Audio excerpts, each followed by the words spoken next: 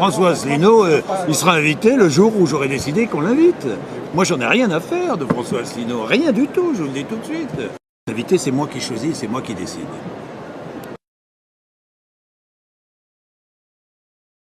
J'ai été également délégué général à l'intelligence économique au ministère des Finances, c'est-à-dire, excusez-moi, mais au centre des opérations. Donc je connais quand même bien les choses.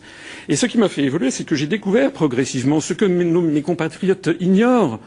C'est que la quasi-totalité des décisions stratégiques qui sont prises en France, que ce soit en matière économique, sociale, monétaire, budgétaire, sont prises par l'Union européenne. C'est de ça qu'il s'agit, c'est de ça que je souhaite parler. Les sujets de fond ne sont pas abordés, c'est ça dans cette campagne. Parce qu'il y a un sujet de fond qui n'est pas abordé, c'est que nous allons élire des gens qui n'ont pratiquement plus de pouvoir.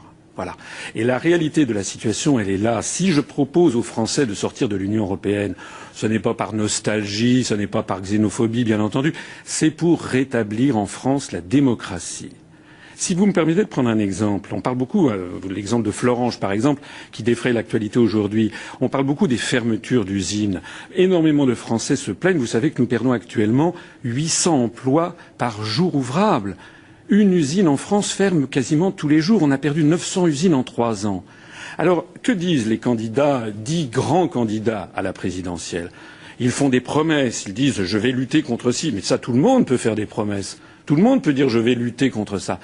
Qu'est-ce qui, moi, me distingue de tous les autres? C'est que je dis aux Français, nous n'avons plus le pouvoir de nous y opposer parce qu'il y a l'article 63 et l'article 32 du traité sur le fonctionnement de l'Union européenne qui organisent les délocalisations. L'article 63 interdit toute restriction aux échanges de capitaux. Ça veut donc dire que M. Hollande, si M. Hollande est élu, puisque tous les médias font en sorte que M. Il est en tête des sondages, en tout cas. Voilà. Oui, mais vous savez, c'est ce que les Américains appellent les prophéties autoréalisatrices. C'est-à-dire qu'à force de dire que M. Hollande va être élu, il va finir par être élu. Mais je donne rendez-vous à mes concitoyens, en particulier aux concitoyens de gauche, pour dans 6 mois ou dans 1 an. Et dans 6 mois ou dans 1 an, ils diront « Ah, mais on ne comprend pas, il fait la même politique que Sarkozy ». Non, ce qu'il faut comprendre, c'est que nous avons désormais, nous élisons, si j'ose dire, des marionnettes, des gens qui n'ont plus le vrai pouvoir. Le vrai pouvoir, il est à la Banque centrale européenne à Francfort, à la Commission européenne à Bruxelles et au Fonds monétaire international et à l'OTAN à Washington.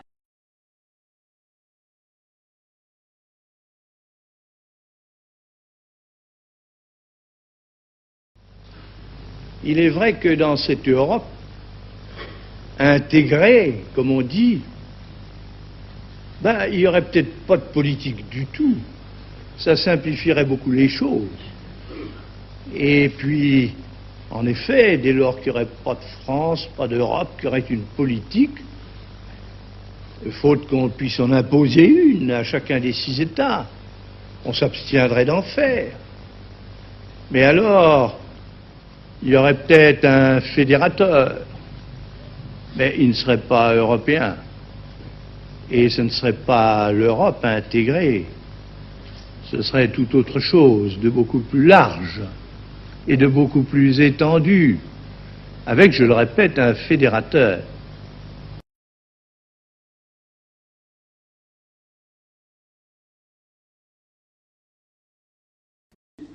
Il me faut dire avec beaucoup d'autres, au nom de beaucoup d'autres, qu'il est bien temps de saisir notre peuple de la question européenne.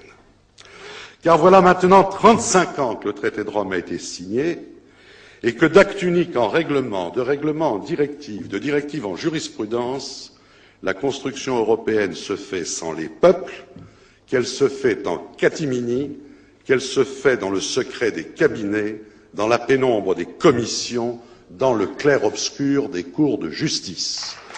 Voilà 35 ans que toute une oligarchie d'experts, de juges, de fonctionnaires, de gouvernants prend au nom des peuples, sans en avoir reçu mandat, des décisions dont une formidable conspiration du silence dissimule les enjeux et minimise les conséquences. La logique du processus, de l'engrenage économique et politique mise au point à Maastricht est celle d'un fédéralisme au rabais, fondamentalement antidémocratique, faussement libéral, résolument technocratique.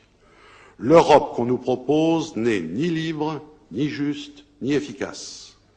Elle enterre la conception de la souveraineté nationale et les grands principes issus de la Révolution.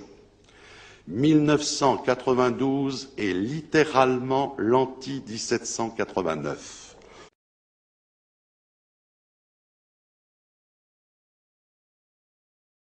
Des résultats de ce référendum, les Français rejettent la Constitution européenne. Le non l'emporte largement, 55% contre 45% pour le oui. Un écart donc très important, le chiffre peut être affiné, mais le résultat est bien là. La victoire du non est incontestable et on aperçoit sur ces images la joie des partisans du non du côté du quartier général d'Henri Emmanuelli, point de ralliement des partisans du non socialiste.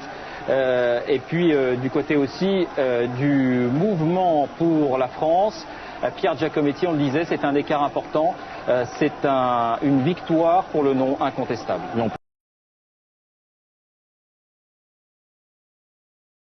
Ce soir, le traité de Lisbonne est signé. Qu'est-ce que vous dites? C'est une forfaiture? C'est une traîtrise? C'est une... Bien évidemment, M. Sarkozy a trompé le peuple français. Il a parlé d'un mini-traité, une petite souris qui passerait par un petit trou. C'est en réalité l'intégralité de la Constitution européenne. Le fond de l'affaire, c'est que la démocratie est bafouée. Et j'appelle à la résistance les parlementaires, mais aussi les citoyens français qui doivent faire pression sur leurs députés pour que ceux-ci ne couvrent pas ce qui est une véritable forfaiture. Qu'est-ce que c'est que faire la politique? Qu'est-ce que c'est qu'un homme politique responsable? C'est quelqu'un qui vérifie à tout instant si le peuple est d'accord. Parce que quand on est face à ça, si nous étions dirigés par des gens honnêtes, ils devraient se dire il y a un petit problème. D'ailleurs, ils le savent qu'il y a un petit problème, même un gros problème. Le seul et unique discours qui nous est infligé, c'est il faut continuer et accélérer. Ça n'est jamais de la faute de l'Europe, c'est parce qu'il n'y en a pas assez. Il faut plus d'Europe. C'est exactement d'ailleurs ce que disaient les soviétiques. Plus les déconvenus s'accumulaient, les catastrophes lors de la construction du socialisme, et plus on expliquait que ce n'était pas de la faute du socialisme, c'était parce qu'il était mal appliqué, et qu'il fallait donc accélérer. Donc on est dans un phénomène de fuite en avant, qui témoigne du caractère profondément fascisant de ces gens. Parce que n'importe qui d'honnête intellectuellement et politiquement devrait se dire face à ça, j'ai un problème, il faut que je vérifie quand même auprès des Français s'ils sont d'accord. Si nous voulons que les Français retournent voter parce que leur vote aura de nouveau du sens, c'est-à-dire on leur aura rendu la démocratie, c'est-à-dire que lorsqu'ils voteront à droite, ils auront une politique de droite, et lorsqu'ils voteront à gauche, ils auront une politique de gauche. Alors il faut que les Français comprennent que la construction européenne rend leurs élections sans aucun effet. Voter à droite ou voter à gauche ne change plus rien. Entre l'Europe et la démocratie, il faut choisir.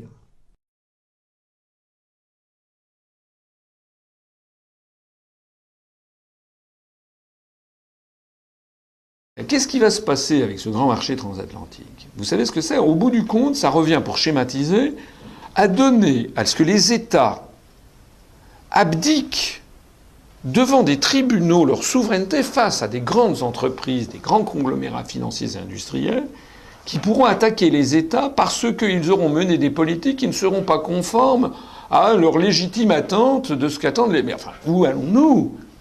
Où allons-nous? Ça veut dire que les États sont en train de plier devant le poids d'une oligarchie financière ou industrielle qui veut faire la loi. Mais ça va pas. Ça va pas. On revient à un véritable Moyen-Âge. Les États, je rappelle que les États, ce sont les émanations des peuples. Il n'y a rien qui doit être au-dessus des États, puisque ce sont les peuples.